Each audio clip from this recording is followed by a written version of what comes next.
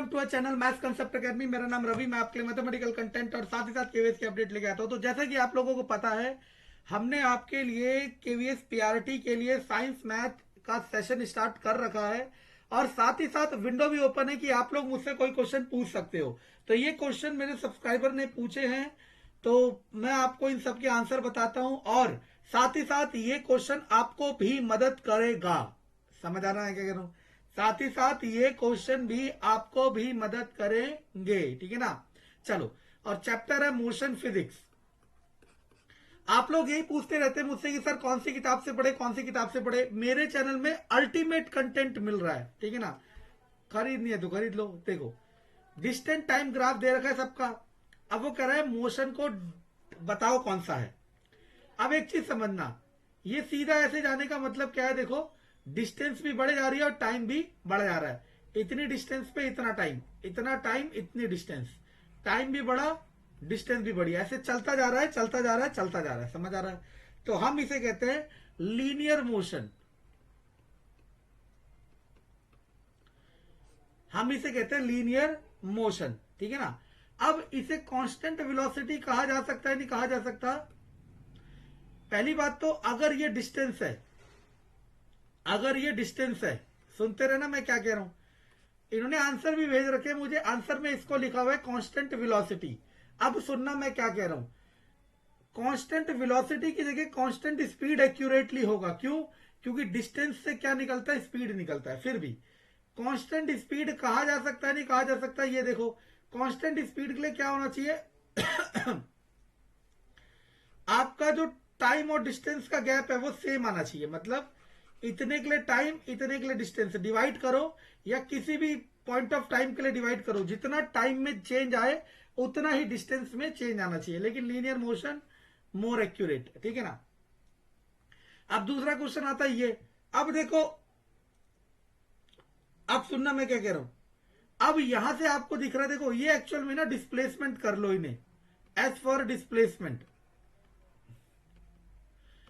क्योंकि देखो, डिस्प्लेसमेंट बढ़ रही है फिर घट रही है। अगर ये डिस्टेंस होता तो डिस्टेंस बढ़ता जाता है, लेकिन कब कभी नहीं होता। अगर आप यहां से चले 100 मीटर गए, ये डिस्टेंस हो गया 100, वापस आओगे तो तब भी डिस्टेंस 100 होगा, यानी कि डिस्टेंस टोटल कितना हो जाएगा, 200। डिस्टेंस कम नहीं होता, डिस्प्लेसमेंट नेगेटिव डायरेक्शन में चली जाती है। कैसे? आप यहां से यहां गए 100, अब यहां से यहां वापस आ गए तो जीरो डिस्प्लेसमेंट हो जाएगा। क्यों? क्योंकि जाने वाला प्लस का 100 हो गया और आने वाला माइनस का 100। क्लियर है? तो ये डिस्प्लेसमेंट ही है, ठीक है। चलो यहां पे डिस्प्लेसमेंट कर लो। अब ये हमें क्या बता रहा है कि एक इंसान कहीं गया फिर वहां से वापस आ गया, क्योंकि जब जाएगा तो डिस्प्लेसमेंट बढ़ेगा, आएगा तो डिस्प्लेसमेंट घटेगा। घटना मतलब माइनस, घटना मतलब माइनस। समझ आया? चलो, अब आते हैं सी वाले पे। अब आते हैं सी वाले पे, इसको नाम दे दो नॉन यूनिफॉर्म मोशन। अगर आप इसे समझने की कोशिश करो तो इस पॉइंट ऑफ टाइम से इस पॉइंट ऑफ टाइम में इसका डिस्प्लेसमेंट चेंज नहीं हो रहा, यानी कि ये किस में है, रेस्ट में है। समझ आ रहा है? ऐसा भी हो सकता है, ठीक है, लेकिन सिंपली नॉन यूनिफॉर्म मोशन। याद रखना, जब भी ग्राफ आपका डिस्प्लेसमेंट टाइम का कर्व में आ जाए तो आप आंसर लिखोगे नॉन यूनिफॉर्म मोशन। अब कह रहा है given displacement time graph, position of object, calculate the velocity of the object at the moment from A to B. A से बी, ए से बी में आपको पूछ रहा है वेलोसिटी कितना होगा। ए से बी में पूछ रहा है वेलोसिटी कितना होगा। तो देखो, दिमाग लगाओ। आपको पता है वेलोसिटी कैसे निकलता है? वेलोसिटी होता है डिस्प्लेसमेंट बाय टाइम। थोड़ा कलर चेंज कर लेता हूं।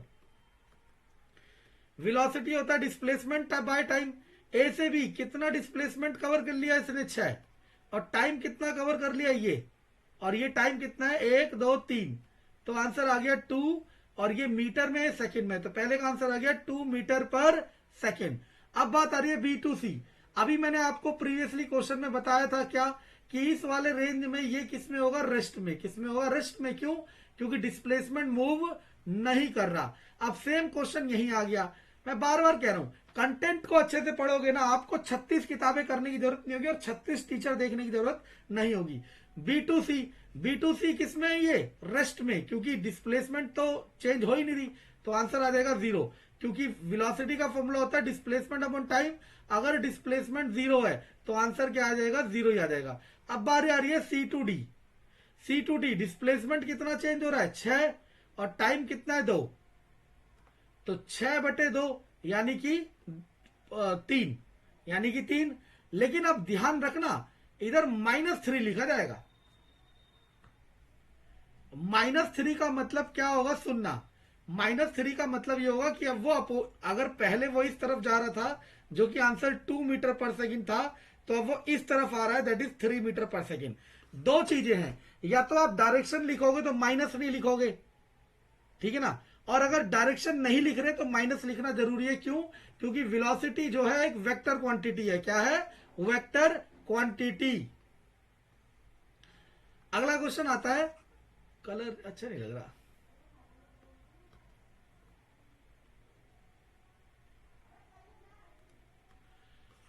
अगला क्वेश्चन है, which of the following ST graph is not possible. दिमाग लगाना, बहुत बहुत बहुत आसान है और कई बार पेपर में पूछा गया। देखो इस ग्राफ को देखो, मैं पहले पढ़ाए जो मेरा मोशन चैप्टर की वीडियो है ना, उसमें लिटरली मैं एक क्वेश्चन करा चुका हूं, और जब चाहोगे तब प्रूफ दे सकता हूं, और आप चाहो तो देख सकते हो। लेकिन फिर भी अब मैं क्या कह रहा हूं, सुनना। इस वाले ग्राफ में टाइम तो बढ़ता जा रहा है, सॉरी टाइम तो रुका हुआ है, डिस्प्लेसमेंट या डिस्टेंस बढ़ती जा रही है। टाइम तो वही है, मानो ये 5 सेकंड है तो 5 सेकंड ही रह रहा है, हर इस पॉइंट के लिए भी 5 है, इसके लिए भी 5, इसके लिए भी 5, इसके लिए भी 5। बढ़ कौन रहा है, डिस्प्लेसमेंट बढ़ रहा है। तो क्या कभी ऐसा हो सकता है कि टाइम रुक जाए, तो आंसर होगा ये फॉलो नहीं करेगा। Draw the VT graph in the following cases.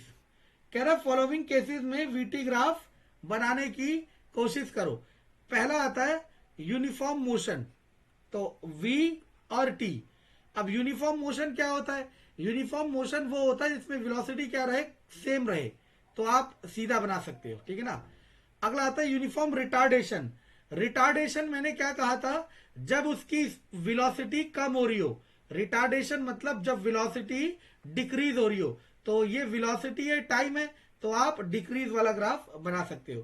Question number 5 में आते हैं, ये भी मैं कई बार करा चुका हूं, कई बार करा चुका हूं। अब कह रहा है ए और बी में से किसकी वेलोसिटी हाइयर है। मैंने क्या कहा था, आप एक पॉइंट ले लो टाइम का कहीं पे भी, अब इसको ऊपर की तरफ बढ़ाओ, बढ़ा दिया।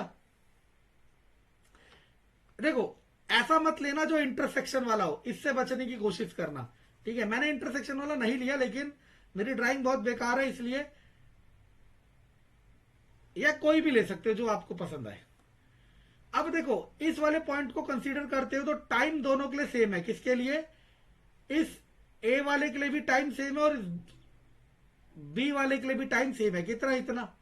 और आपको पता है वेलोसिटी का फॉर्मूला डिस्प्लेसमेंट अपॉन टाइम। अगर टाइम दोनों के लिए सेम है, अगर टाइम दोनों के लिए सेम है तो velocity is directly proportional to displacement. अगर टाइम दोनों के लिए सेम है तो velocity is directly proportional to displacement. तो इन दोनों में से किसकी डिस्प्लेसमेंट ज्यादा है, क्लियरली दिख रहा है आपको, बी की डिस्प्लेसमेंट ज्यादा है, तो velocity is B is more than velocity of A. अगर यही कंसेप्ट मैं दूसरे वाले टाइम के लिए लगाता तो क्या होता, इस वाले के लिए तो ये बी वाला है और ये, एक मिनट ये क्या हो रहा है, मैं गलत बना रहा हूं क्या, बी बी शायद हायर वेलोसिटी, ये क्या हो गया मुझसे, टी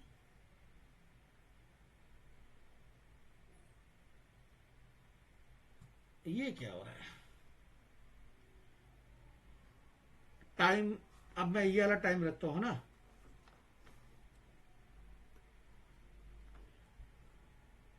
ओ भाई साहब क्वेश्चन तो बहुत तगड़ा है। देखो यही तो चीज सीखनी है, क्वेश्चन बहुत बहुत बहुत अच्छा है। ये आपको इंटरसेक्शन दिख रहा है, बिफोर इंटरसेक्शन बी की वेलोसिटी ज्यादा है ए से, नो डाउट। लेकिन आफ्टर इंटरसेक्शन ए की वेलोसिटी ज्यादा है बी से। आपको दिख रहा है कि नहीं दिख रहा, देखो इस टाइम के लिए अब किसका डिस्प्लेसमेंट ज्यादा है, ए का डिस्प्लेसमेंट ज्यादा है। ये बहुत ही अच्छा क्वेश्चन है, क्वेश्चन में एरर है, इन्होंने ये नहीं बताया किस पॉइंट की बात कर रहा है, तो हमें तो एक्यूरेट होना पड़ेगा। तो before intersection velocity of A is more then, before intersection velocity of b is more than a and after intersection velocity of a is more than b। I hope आपको ये चीज क्लियर होगी।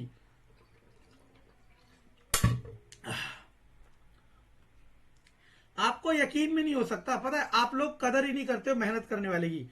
अभी रात के 12:30 बज रहे और मैं आपके लिए वीडियो बना रहा हूं। पैसा मिल रहा है क्या मुझे? नहीं, लेकिन आप लोग फिर भी मेरे को सपोर्ट नहीं कर रहे, पछताओगे। मैं पछताओगे क्या यार, तुम डिजर्व यही करते हो, ठीक है ना।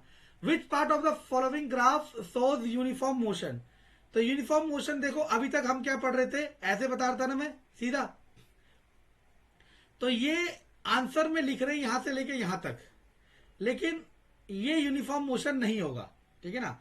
यूनिफॉर्म मोशन मेरे अकॉर्डिंग कहीं यहीं तक होगा जहां तक ये सीधा सा दिख रहा हो, ठीक है ना। लेकिन बात वही है, आंसर गलत है इसका, ठीक है ना। यूनिफॉर्म मोशन मतलब अगर वेलोसिटी और टाइम की बात कर रहे हैं, अगर वेलोसिटी ऑफ, अच्छा ये वेलोसिटी टाइम का ग्राफ है, फिर तो बहुत आसान हो गया। मैंने सोचा डिस्प्लेसमेंट टाइम का है, तो हो गया। वेलोसिटी टाइम का ग्राफ है, तो अभी हमने पढ़ा था क्या क्या था कि वेलोसिटी टाइम ग्राफ में वेलोसिटी कांस्टेंट, देखो इस पॉइंट ऑफ टाइम के बाद वेलोसिटी कांस्टेंट हो रही है, तो ये time equal to 4 is our answer.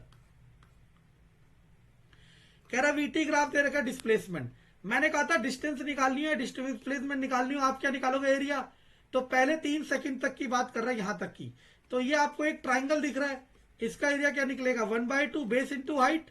तो 1/2 बेस कितना है, ये रहा 3, हाइट कितनी है, ये रही 10, 15।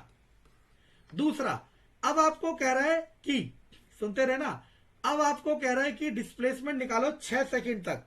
कहां तक, 6 सेकंड, मतलब अब वो पूरे ट्राइंगल की बात कर रहा है। तो आंसर क्या हो जाएगा, 1/2 बेस इंटू हाइट। अब बेस हो जाएगा 6, हाइट अभी भी क्या है 10, तो आंसर आ जाएगा 30।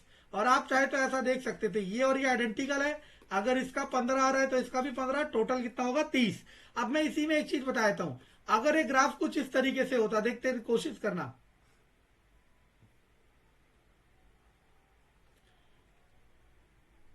वेलोसिटी और टाइम 0, 3 और 6। अब देखना ये क्वेश्चन आपको रेयरली मिलेगा किसी किताब में।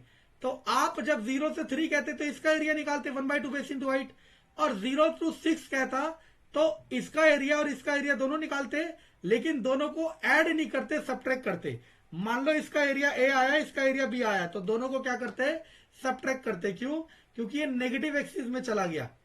समझ आ रहा है मैं क्या कह रहा हूं, ये डिस्प्लेसमेंट में करना होता है। और अगर डिस्टेंस पूछेगा तो हर बार a प्लस बी ही होगा, मतलब सबके एरिया को जोड़ा जाएगा। लेकिन डिस्प्लेसमेंट में पोलैरिटी चेंज होते ही उसके एरिया को सबट्रैक्ट करा जाता है। धन्यवाद।